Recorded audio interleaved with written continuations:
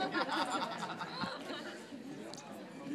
right, I'd like to start off by thanking Jeremy Pichette, because if public speaking 101 wasn't my forte to begin with, and if I wasn't facing enough adversity to begin with, and thanks for Speechmaster 3000 coming up in here and saying a couple words, but we love him anyway. So I'm going to keep it to the script here, and we got 3 pages to get through right here. So you guys have salad and you guys have some drinks, so let's take a little bit cozy. So I'd like to start off by thanking all the families, the Paulins, the Pichettes, and the Whitemans for what has shaped up to be a beautiful and amazing weekend. And how gorgeous does Rachel look today? Rachel, you are beautiful, elegant, and have an absolute heart of gold. Someone that deserves a handsome, intelligent, and charming husband. So, Jeremy, thank God for locking that in.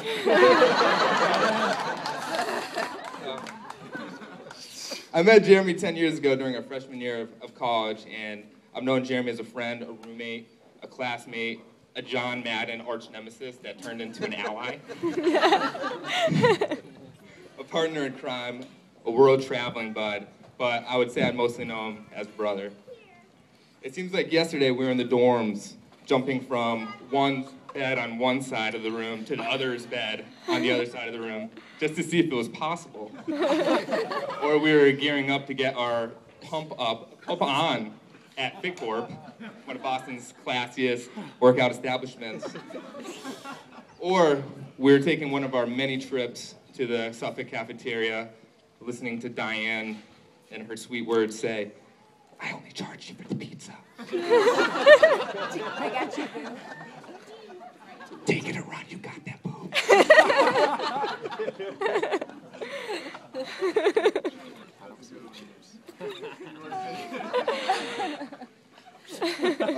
It also seems like yesterday we were returning to the best 2-star hotel that Paris had to offer, extremely exhausted from jet lag and about a 12-hour excursion through the city. And Jeremy, who would have known what that maid thought when she walked in on 2 grown men on a single bed, one in a towel, the other in his boxers. I wish that only happened one time.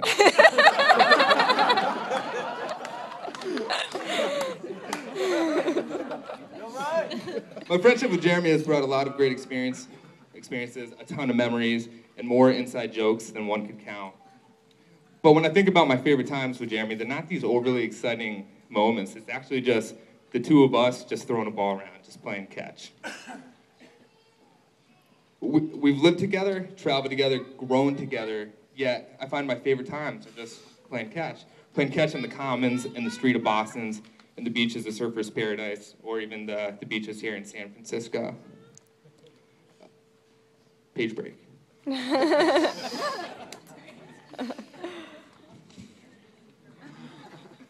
It was our time to just be real and talk. We talked about sports, school, friends, family, good times, bad times, old times, current times. We talked about what we wanted to do, where we wanted to go, and contemplated what the future had in store for us. From the moment I met Jeremy, he had all the attributes one could wish for in a friend. He was loyal, engaging, interested, talkative, funny, ambitious, respectful, intense, disciplined, mature. Jeremy, I'd go on, but I can't read the rest of your handwriting.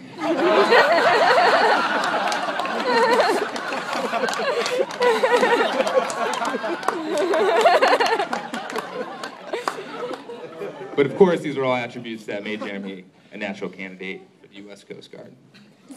From the day that I met Jeremy to today, Jeremy's intellectual and emotional growth has been profound, but his path was long and winding. This year marked the 8th year since the passing of Jeremy's beloved sister, and he would not be where he is or who he is today without the influence and the direction of his big sister Jess, or the love and strength of his mother Lori, his father Mark, and his stepfather Ray.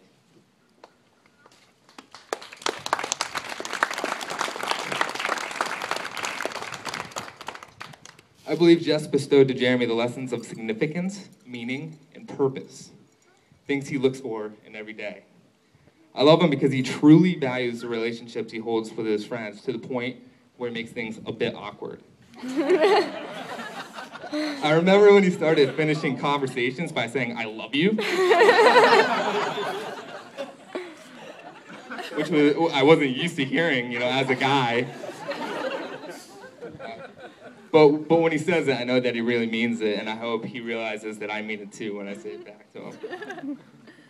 I remember hearing about Rachel the first time I came to San Francisco back in September 2009. He was smitten. It was early on, but when he spoke of Rachel, his face would get these red blotches, and he would have this awkward, boyish ear-to-ear smile on his face. And as time progressed, I couldn't see him, but I could sense the excitement and feel the smile over the phone line. When I finally met Rachel, she was everything Jeremy said she was. You're beautiful, smart, practical.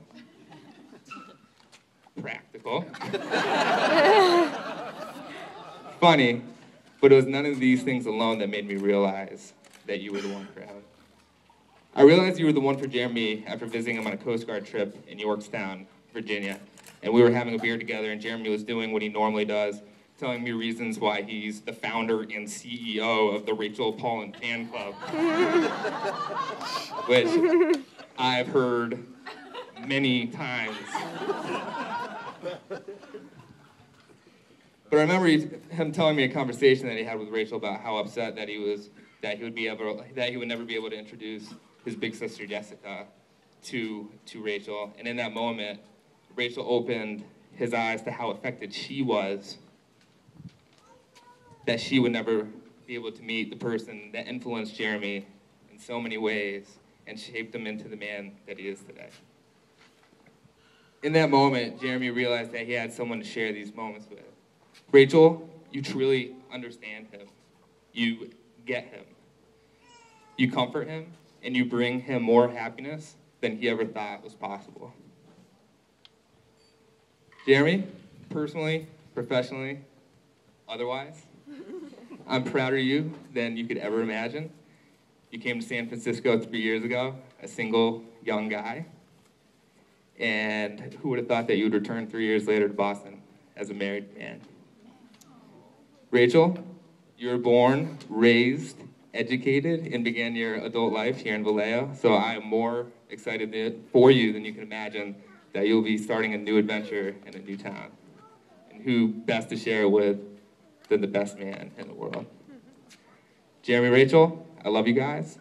And as CEO and #1 fan of the both of you, here's to your next chapter, to a long, loving, healthy, and happy marriage.